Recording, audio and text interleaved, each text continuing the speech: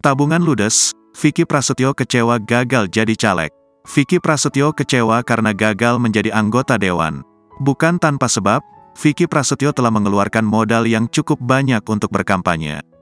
Pria yang dikabarkan dekat dengan Marshanda ini bahkan menghabiskan uang tabungannya selama jadi artis untuk nyalek. Akan tetapi, ia membantah sampai jual aset lantaran ingin menduduki kursi Senayan. Nggak sampai, nggak jual aset. Mobil masih ada di depan mata, masih terlihat aman sih. Cuman berjuang dari uang tabungan selama syuting, ungkap Vicky. Dikatakan Vicky, dirinya tak hanya berdiam diri selama masa kampanye. Kita nggak munafik namanya kita memberikan, kita kan turun, nggak diam.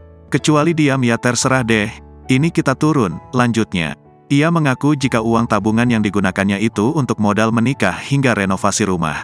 Vicky pun kini menyibukkan diri dengan syuting untuk menghilangkan rasa kecewa. Ia menyadari jika meratapi kekalahan tak bisa mengubah keadaan. Saya bilang meratapi itu nggak bisa menggantikan kerugian material hati kita. Jadi ya memang nggak ada cara lain selain bangkit, ucapnya.